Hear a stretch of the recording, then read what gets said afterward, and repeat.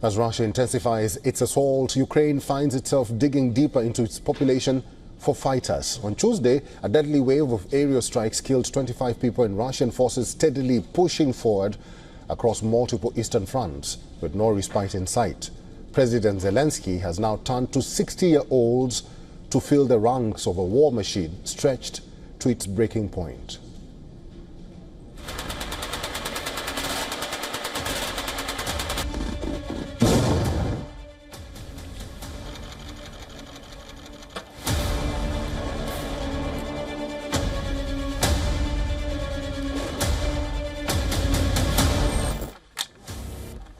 The very air over Ukraine remains heavy with the pungent scent of gunpowder and despair.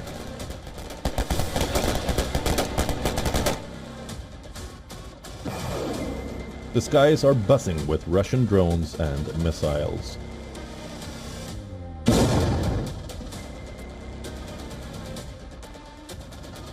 The deadly assault, part of Moscow's ever-advancing offensive, left families hunting for survivors amid smoldering ruins and ash.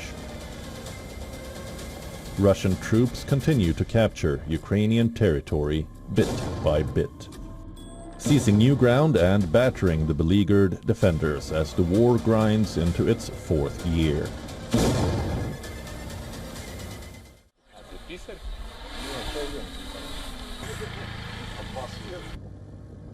Ukraine's war is no longer being fought by the young. It is now being fought by anyone who can stand and shoot.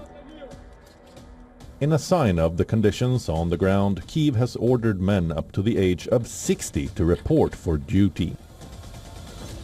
President Zelensky signed a bill allowing Ukrainian citizens over the age of 60 to enlist in the military. Yet for the weary soldiers who have fought since 2022, hope for respite is fading fast. Calls for demobilization, sending men home after years under fire, are met by Zelensky's hard-edged decree only after victory. There can be no rotation, no rest, because new recruits simply aren't enough to replace those on the line. It is very difficult to rotate the guys. Previously, let's say, you could replace a person, bring water once every 3 days, for example. But now, you have to think 100 times before going there. The entire sky is guarded. It has changed significantly. Everything is dangerous.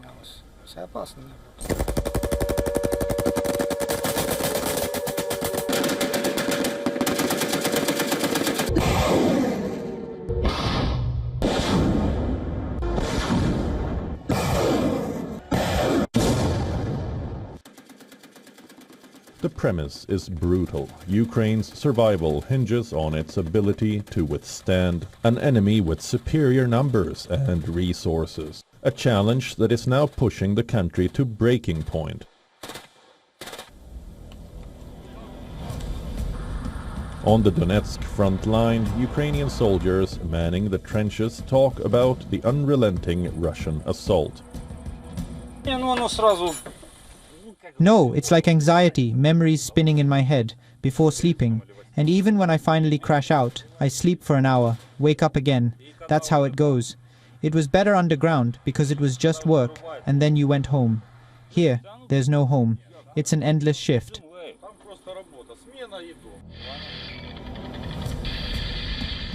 Ukraine's dire manpower crisis stands in contrast to Russia's inexhaustible reserves.